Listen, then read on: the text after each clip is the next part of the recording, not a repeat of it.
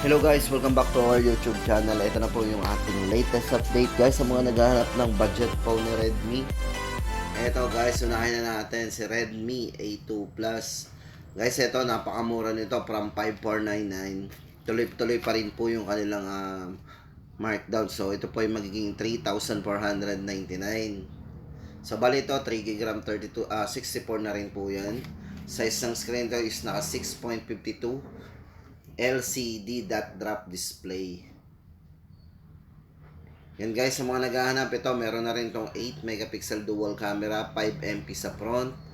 At syempre naka 5,000 mAh battery na rin po yan. And guys, sa naghahanap ng budget phone ni Redmi, ito, Redmi A2 Plus. Tandaan po natin, bali ngayon po is 3,499 po yan. Naabangan po natin yan by December kung tutuloy-tuloy pa rin. Ito guys, para sa update naman ni Redmi 12C. Guys, ito may tatlong variants po tayong pagpipilian dito. Guys, sa mga naghahanap ng budget phone, ito pasok to sa inyo. Kasi sa tatlong variants po nito, meron silang 3GB 32. Bali, magiging price na po nito is 3,499 din. So, naka-discount po tayo ng 2,000. Yan. At para naman doon sa 4GB RAM 64 niya, ito po ay 4,499 na lang. At kung gusto natin ng mas malaking internal storage, yung 4GB 128, 5,499 lang. Guys, ito, tandaan natin, Redmi 12C. Ito po ay naka 50 megapixel AI dual camera na din with 5 megapixel sa mga mahilig mong selfie. Naka powerful MediaTek Helio G85 na po yan. So mataas-taas na rin po yung ating chipset na ginamit dito. Size ng screen to is naka 6.71 high definition display na po yan with 5,000 mAh battery. Maganda dito guys, naka NFC na din yan. Di ba? Sharing of photos, ginagamit yan. Android 12 po yung kanyang version ng Android. So yun guys, sa mga naghahanap ng budget phone, Redmi 12C, naka tatlong variants na pagpipilian, napakamura. At ito naman, good news tayo guys, Redmi Note 12, ito po ay naka-markdown pa rin. Dito guys, sa mga naghahanap ng Note 12, ito na po yung ating latest update. Check po natin isa-isa, pero bago yan guys, ito basahin muna natin. Guys, maganda dito kay Note 12, ito ay naka-smooth 120Hz AMOLED display po yan. Then meron siyang Corning Gorilla Glass Protection, so matibay po yung glass nito. Then, naka-powerful Snapdragon processor, advanced 6nm processor po ang ginamit sa kanya with 33 watts fast charging, 5,000 mAh long-lasting battery, at siyempre sa camera guys, naka 50 megapixel AI triple camera po. Yan. Then, naka ultra wide and macro lenses. So, yun po yung ginamitan ng kanyang triple camera. Yan. Check po natin guys yung ating yung unit. Para makita niyo. Ito guys, naka 120Hz. Tapos 5,000 mAh battery. Yan. Chipset guys, naka 6nm processor with 50 megapixel po pagdating sa camera. Ito guys, para sa size ng screen niya, ito yung naka 6.67 na naka 120Hz AMOLED display. Snapdragon 685 5G chipset po yung ginamit sa kanya. At syempre guys, ito para sa tatlong variant, ito po yung mga price update natin. Para sa 6GB RAM plus 128, 7,999.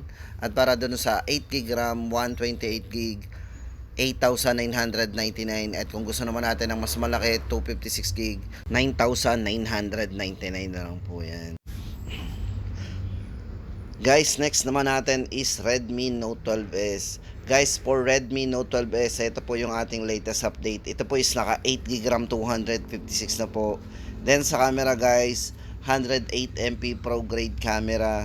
Meron siyang ultra wide angle and macro lenses.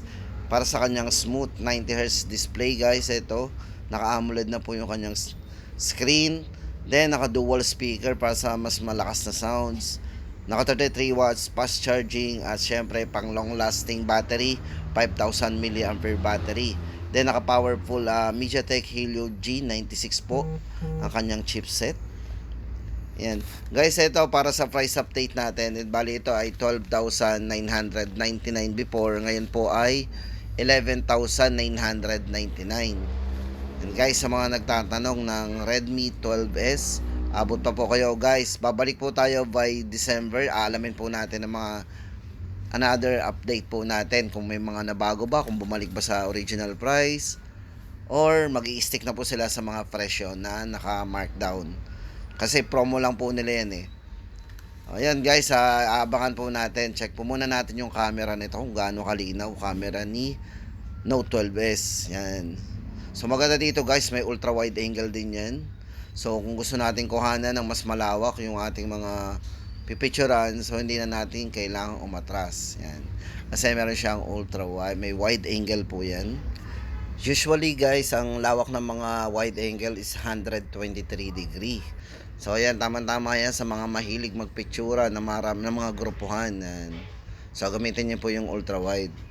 Dyan guys, ang ating latest update para kay Redmi Note 12S. Naka 8GB RAM 256, 11,999 na lang po yan. Yan, sa mga naghahanap pa po ng naka-markdown o on sale po nila. Yan. Yan na po yung ating latest update. Tapos guys, ito, punta na tayo kay Redmi Note 12 Pro. Ayan. Ito, mabilisang update lang natin para kay Redmi Note 12 Pro. Guys, ito, bali 13,999 na lang. Dati po itong 14,999. Para po sa kanyang specs and parameters guys, ito, naka 108 megapixel Pro grade camera po yan. Meron din siyang ultra wide and macro lenses sa camera. 67 watts turbo charging with 5,000 mAh battery. Then yung kanyang refresh screen guys, ito ay naka 120 Hz na po. Naka full high definition and AMOLED display. So meron din po siyang dual speaker para sa mas malakas na sounds natin. At syempre superior performance, Snapdragon 732G. Yan. Eto guys, check muna natin yung camera kung gaano kalinaw yung camera nito. 108 megapixel po yan. So meron din po siyang ultra wide angle. O diba? So yan ang kagandahan ng ultra wide guys. O yan guys, para sa latest update natin para dito kay Redmi Note 12 Pro, 13,999 na lang po. Ulitin po natin, 13,999. Dati po siyang 14,999.